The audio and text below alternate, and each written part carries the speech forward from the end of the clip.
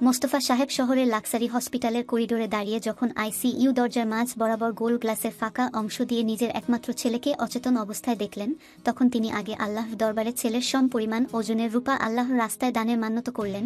জীবনে তিনি যত অর্থই উপার্জন করুক না কেন, তার মতে তার জীবনের একমাত্র উপার্জন তার পরিবার, তার স্ত্রী সন্তান। পিন্টুর সাথে দেশের নাম করা সার্জারি ডাক্তার মঈনুদ্দিন খানকে দেখে মনে মনে হিসেব কষে নিলেন। বিচক্ষণ মোস্তফা সাহেবের মাথায় মুহূর্তেই একের পর এক সকল কিছু চলে এলো। মঈনুদ্দিন খান মোস্তফা সাহেবের বাহুতে হাত রেখে সান্ত্বনা বাণী ছুড়লেন। Nothing to worry miss Abrar, your son is out of danger. Mostafa সাহেব বিমু হয়ে প্রশ্ন করলেন, তাহলে আইসিইউতে কেন? It's just observation. মোস্তফা সাহেব ব্যগ্র কণ্ঠে বলল, he is my only San doctor, keep patient, everything will be fine. Moinuddin চলে যেতেই মোস্তফা সাহেব বিলাসবহুল হাসপাতালের চারপাশে চোখ বুলিয়ে পিন্টুর দিকে চাইলেন। পিন্টু সাথে সাথে বললেন, সরকারের তরফ থেকে স্যার, জব ফ্যাসিলিটি, খাদ্য, বস্ত্র, বাসস্থান, চিকিৎসা ইত্যাদি। মোস্তফা সাহেব গম্ভীর কণ্ঠে বললেন, আমাকে তোমার কি মনে হয় পিন্টু? পিন্টু সাথে সাথেই বলল, অত্যন্ত জ্ঞানী লোক স্যার। মোস্তফা সাহেব হতাশ শ্বাস ছাড়লেন।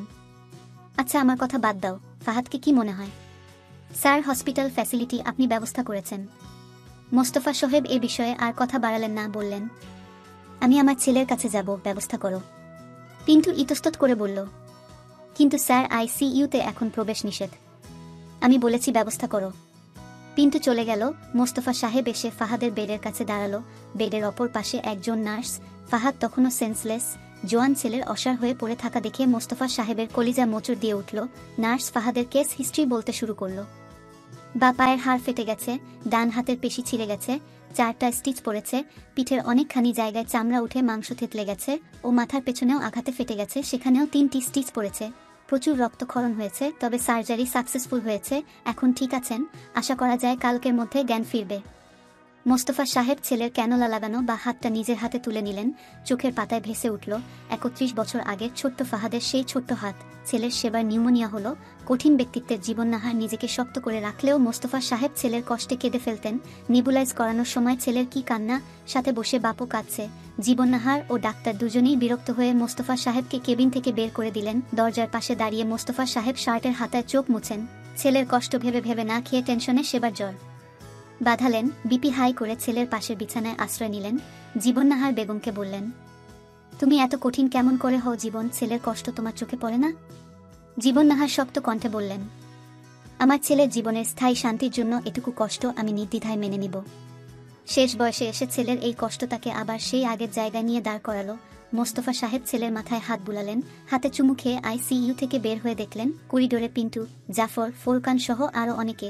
জাফর বলল, স্যার, রাত 11:30 বেজে গেছে, আপনি বাসায় চলে যান, আমরা আছি। মোস্তফা সাহেব জাফরের উত্তর না দিয়ে পিন্টুর দিকে কঠিন দৃষ্টি নিক্ষেপ করে বললেন, ফার্দার কোনোদিন যদি আমার ছেলের গায়ে একটা আঁচড়ও লাগে, তবে আমি কতটা ধ্বংসলীলা জানি তার ধারণা নিশ্চয়ই আছে। পিন্টু মাথা নিচু করে ফেলল। কিছু বলার ভাষা তার জানা নেই, আর না সাহস। জফর অবাক চোখে চেয়ে রইল। ফাহাদের অ্যাক্সিডেন্টে পিন্টুর কি দোষ বুঝল না। মোস্তফা সাহেব আর কারোর সাথে কথা বলেনি। হসপিটাল থেকে বেরিয়ে সোজা বাসার উদ্দেশ্যে রওনা দিল।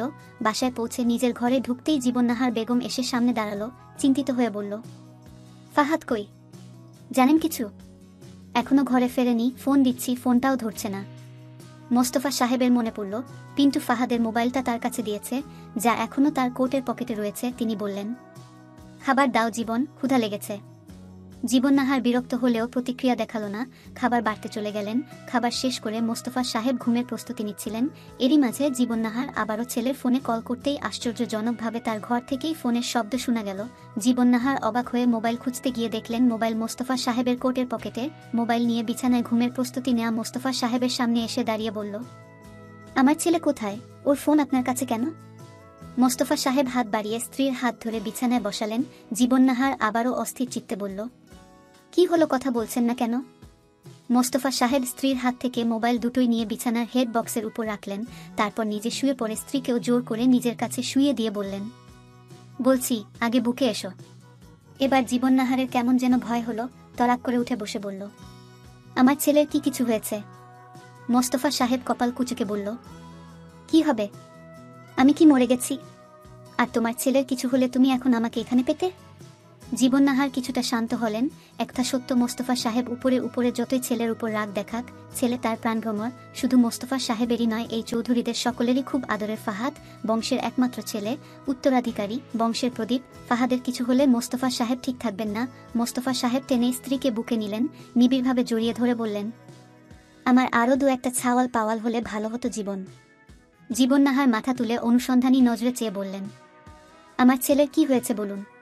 মোস্তফা সাহেব কপাল কুঁচকে বলল, ধুর, আমি বলছিলাম আরেকটা বাচ্চা থাকলে তুমি ফাহাদের অনুপস্থিতিতে ওটাকে নিয়ে ব্যস্ত থাকতে। জীবননাহারের মনে কত শত চিন্তা, তবুও তিনি নিজেকে শান্ত করে আবারও প্রশ্ন করল, ফাহাদ কোথায়? ওর মোবাইল আপনার কাছে কেন? মোস্তফা সাহেব স্ত্রীকে বুকের মাঝে চেপে ধরে কপালে চুমু খেলেন, যেন মন ভুলানো খেলা।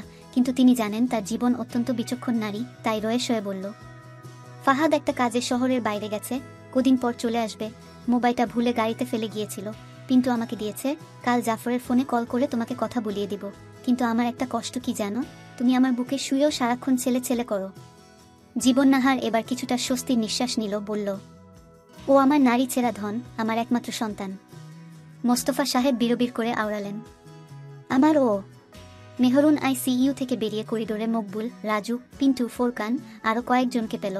কঠিন দৃষ্টিতে সকলের দিকে চোখ ঘুরিয়ে মকবুলের গালে সপাটে চর বসিয়ে দিল। রাজু কিছুটা ইতস্তত করে বলল, তুমিই তো। আর কিছু বলার আগেই মেহরুনের ক্রোধান্বিত দৃষ্টিতে রাজুর ভাষা ফুরালো। মেহরুন চিবিয়ে চিবিয়ে বলল, বলেছিলাম হালকা করে বুঝাতে, লাইটলি। রাজু কিছুটা অবাক হলেও তার মুখে বলার মতো কথা নেই, আর না মেহরুনের উপর কথা বলার সাহস।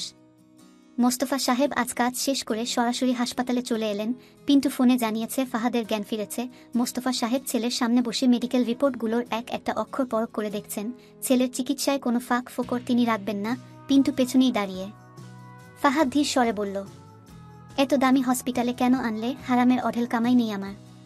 মোস্তফা সাহেব পিন্টুর দিকে তাকিয়ে বললেন, জাফরকে কল করে বলো এখনই হসপিটালে আসতে। পিন্টু বেরিয়ে গেল। মোস্তফা সাহেব আবারও মেডিকেল রিপোর্টে মনোযোগী হলেন, যেন কোনো গুরুত্বপূর্ণ ক্রিমিনাল কেস ফাইল। আর কাল এটার হিয়ারিং, জজের সামনে এক একটা পয়েন্ট প্রুফ করতে তাকে পুঙ্খানুপুঙ্খ মাথায় রাখা চাই। ফাহাদ আবার বলল, এত টাকা হসপিটাল বিল দিতে আমার সারা জীবনের উপার্জন ফুরাবে, ছেলেপুলের জন্য কি রেখে যাব? মোস্তফা সাহেব এবার চোখ তুলে চাইল, বিল নিয়ে তোমাকে ভাবতে হবে না। তোকে ভাববে, তোমার বাবা এখনো বেঁচে আছে। ফাহাদ কঠিন হয়ে বলল, তোমার কিছুই চাই না।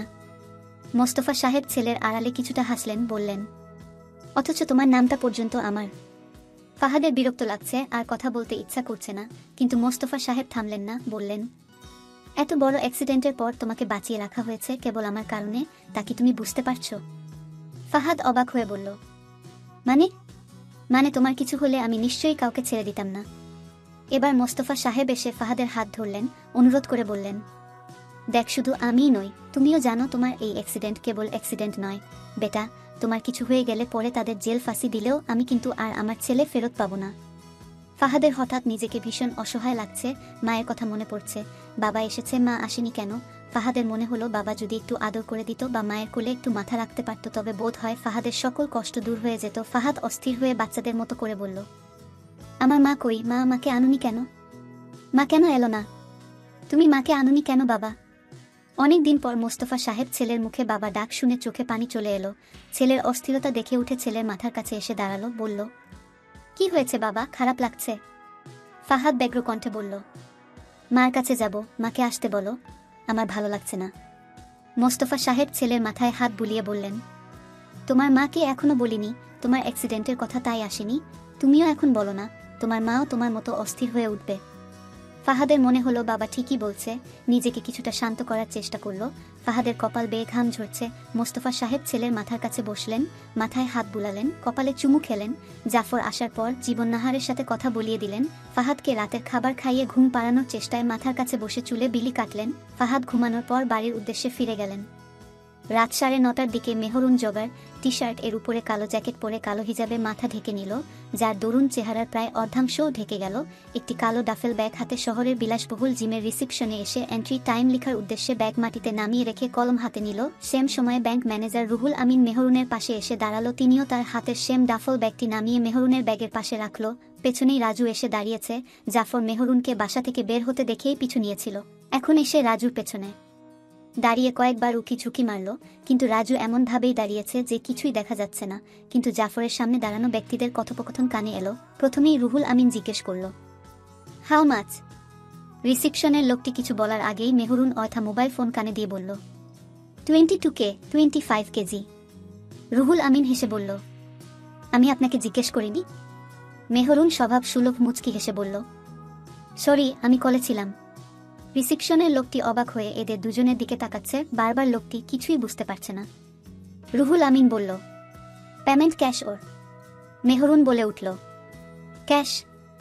তখনই রিসিপশনালিস্ট বলল, কার্ড পাঞ্চ মেশিন নেই স্যার। রুহুল আমিন হেসে উঠল। তখনই জাফরের মোবাইলে পিন্টুর কল এলো। রুহুল আমিন বলল, actually I am new here. মেহরুনও হেসে বলল, মেনশন নট।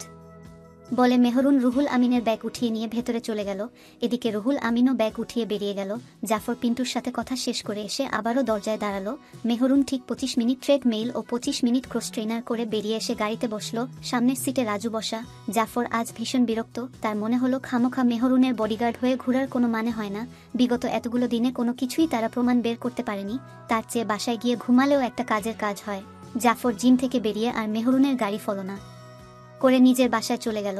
আজ খুব পরিশ্রম গেছে। দিনে থানায় ডিউটি করে বিকেলে হসপিটালে ফাহাদের সাথে দেখা করে মেহরুনের বাসার সামনে দাঁড়িয়েছিল। এখন মেহরুনকে জিম করে বেরোতে দেখেই তেতে বিরক্ত হয়ে উঠল। আর 1 মিনিট ও সে মেহরুনের পেছনে ব্যয় করতে রাজি না। মেহরুন গাড়িতে বসে রাজুকে বলল, বলে দিও সকল ব্যাংক ট্রানজ্যাকশন এখন থেকে আমার তরফ থেকে গোল্ডে হবে। রাজু ছোট করে উত্তর করল, ঠিক আছে। মেহরুন এবার ড্রাইভিং সিটে বসা মকবুলকে বলল, হসপিটাল চলো। ফাহাদের আজ হসপিটালে 13 দিন। এই 13 দিনে ফাহাদ বেশ কিছুটা সেরে উঠেছে। পায়ের প্লাস্টার রয়ে গেছে, তবে ঘা শুকিয়েছে অনেকটা। পিঠের চামড়ায় টান ধরেছে, তাই হালকা জ্বালাপোড়া আছে। ফাহাদ পিন্টুর সাহায্য টি শার্ট খুলে উপর হয়ে শুয়ে পড়ল। চিত হয়ে শুলে পিঠে ব্যথা লাগে। মাঝ রাতের দিকে ফাহাদের মনে হলো কেউ পিঠের ঘায়ে আলতো হাতে ছুঁয়ে দিচ্ছে। এই স্পর্শ ফাহাদ গত 13 দিনে কয়েকবার ঘুমের ঘোরে পেয়েছে। তখন ওষুধের কারণে আচ্ছন্ন হয়ে থাকলেও আজ সজাগ হলো। আবার ছুঁয়ে দিতেই ফাহাদ মৃদু আর্তনাদ করে উঠল। উফ! নারী কণ্ঠটি বলে উঠল, বেশি লেগেছে কি? বেশি লাগাতে চাননি? না। কম লাগাতে এত বড় অ্যাক্সিডেন্ট? অ্যাক্সিডেন্ট তো অ্যাক্সিডেন্টই, লাগাতে হবে কেন? ফাহাদ এবার চিত হয়ে শুলো। ঘরের ড্রিম লাইটের মৃদু আলোয় নারী প্রতিমাটিকে এক পলক দেখল। রোজকার কালো পোশাকে আবৃত, মাথা থেকে উড়ো অবধি পাতলা কালো পাশমিনা শাওয়াল, যা দিয়ে চেহারার সবটাই ঢেকে গেছে, শুধু সেই গভীর রহস্যময়ী চোখ দুটো দৃশ্যমান। ফাহাদ চোখ সরিয়ে নিয়ে বলল, অ্যাক্সিডেন্ট কিভাবে লাগে একটু বুঝিয়ে বলুন তো। নারী মূর্তিটি বেডের পাশের চেয়ারটায় এসে আরাম করে বসল। কিছু সময় নীরব থেকে বলল, আমি কি করে বলবো? ফাহাদ ডান হাতটা ভাঁজ করে মাথার নিচে রাখল। নিরেট কণ্ঠে বলল, আপনি অ্যাক্সিডেন্ট স্পেশালিস্টও নন। মেহরুন ঠোঁট বাঁকিয়ে হাসল। অন্ধকার হলেও ফাহাদ তা পুরো অনুভব করল। মেহরুন বলল, তাই তো আমার ব্যাপারে আর কি কি জানলে?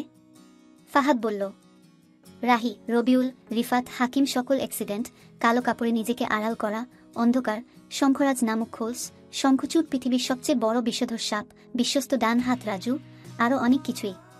মেহরুন এবার হাসিটুকু প্রসারিত করল, ভালো জেনেছ, তবে আরও অনেক পথ বাকি। সেটুকু না হয় আপনি নিয়ে যাবেন। নিজে জানতে পারলে যে আনন্দটা পাবে, আমি বলে দিলে সে আনন্দটা থাকবে না।